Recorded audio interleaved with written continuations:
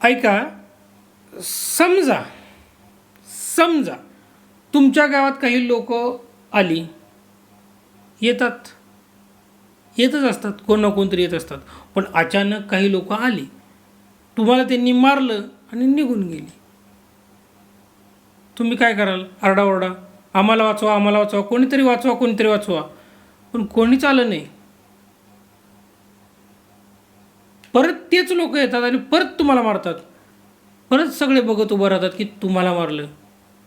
सरकार बघतंय, पोलीस बघतात, शेजारीसुद्धा बघतात, पण कोणीच तुमच्यासाठी उभं राहत नाही. का बरं असं होतं? कधी विचार केला का तुम्ही? आजचा आपण हाच प्रश्न विचारणार आहोत. त्याचं उत्तर कदाचित तुम्हाला अनकम्फर्टेबल करेल, पण देण्याचा प्रयत्न. पद्धतीला काय येत नाहीत माहिती आहे का? तुम्हाला वाटतं कोणीतरी येईल तुमच्यासाठी लढेल, पण एक प्रश्न विचारूया स्वतःला, काय येईल हो कोणी? कशासाठी यायचं? जो माणूस तुमच्यासारखाच सामान्य आहे, तो त्याचा जीव धोक्यात का घालेल? त्याच्या घरी आई वडील बायको पोरं काही नाही आहेत का? तुम्ही तुमच्यासाठी एवढे महत्त्वाचे आहात का? कधी विचार केला? तुम्ही तुमच्यासाठी लढणार नाही.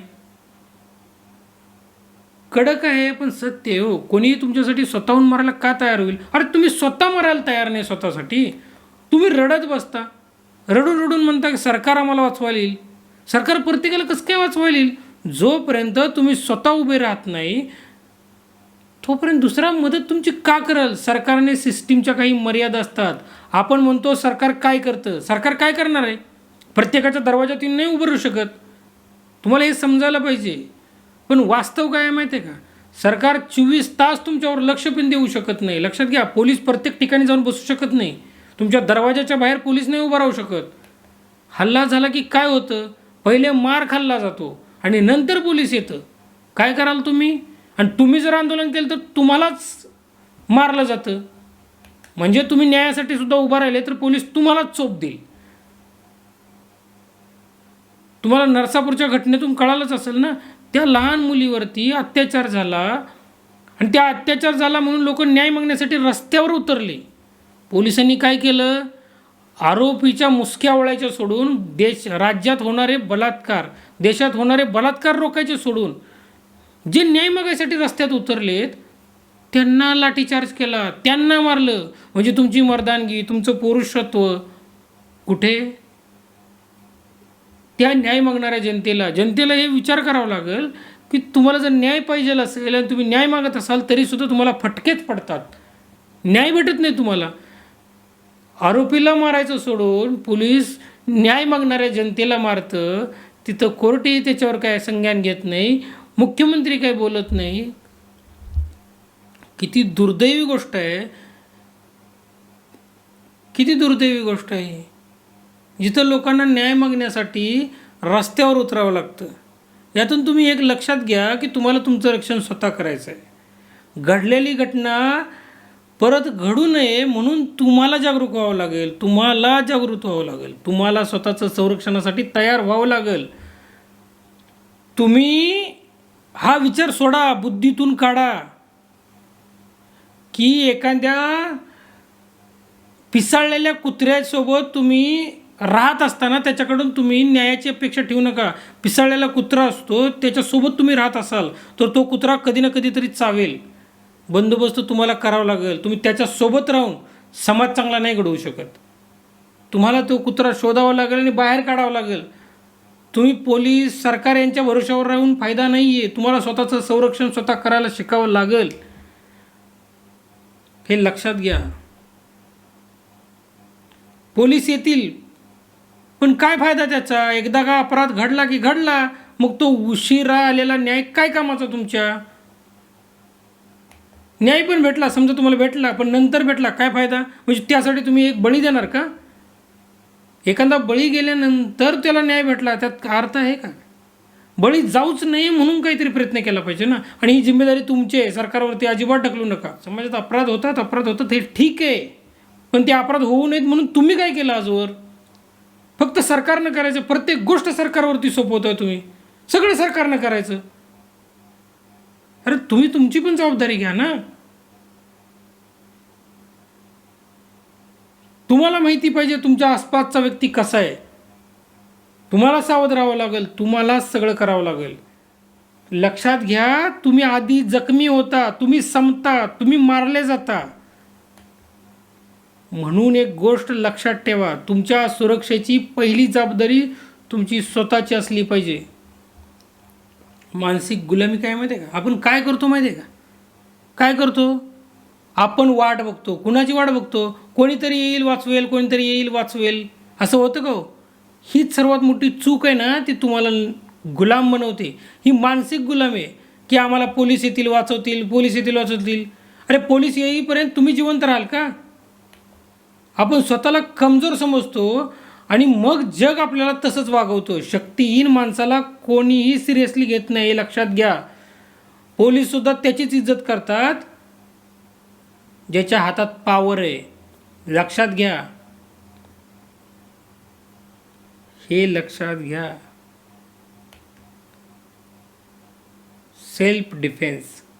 जर तुम्हाला जिवंत राहायचं असेल ना, तर तुम्हाला लढायला शिकावं लागेल, हे लक्षात घ्या. हे लक्षात घ्या. ही हिंसा नाही बरं का, मी सांगतोय, ही हिंसा नाही आहे. ही स्वतःचं अस्तित्व टिकवण्याचा प्रश्न आहे. स्वतःचं अस्तित्व टिकवावं लागेल. जर साप चावायला आला तर तुम्ही त्याच्याशी मैत्री नाही करणार जाऊन, बरोबर का? पिसाळलेला कुत्रा तुम्हाला चावायला आला तर तुम्ही त्याच्याशी मैत्रीशी हात नाही पसरवणार, हे लक्षात घ्या. मग स्वतःचं रक्षण तुम्ही करणार का नाही, हे मला कमेंट्समध्ये सांगा. समाज कधी उभा राहतो माहिती आहे का? समाज कधी उभा राहतो? जेव्हा तो बघतो की तुम्ही स्वतः उभे आहात का. जर तुम्ही घाबरलेला असाल, कोणाचंही तुमच्यासाठी उभं राहणं होणार नाही, हे लक्षात घ्या. तुम्हाला स्वतःसाठी उभं राहावं लागेल. तुम्ही काहीतरी समाजासाठी करावं लागेल, तेव्हा समाज तुमच्यासाठी उभा राहतो. पण तुम्ही एकदा लढायला उभे राहिलात, लोक स्वतः येतात तुमच्यासोबत. देवसुद्धा त्याच्याच बाजूने असतो जो लढतो. इतिहासाचा धडा तुम्हाला सांगतो, फक्त पूर्वजांच्या गोष्टी सांगून काही होत नाही. तुम्हाला छत्रपती शिवाजी महाराज बनावं लागेल. गरज पडली तर छत्रपती संभाजी महाराज बनून तुम्हाला उभं राहावं लागेल. आपले प्राणसुद्धा द्यावे लागतील. तुम्हाला अर्जुनासारखं बनावं लागेल. निर्णय घ्यावा लागेल. गोंधळलेल्या समाजात राहून तुम्ही गोंधळून जाऊन कामा नये.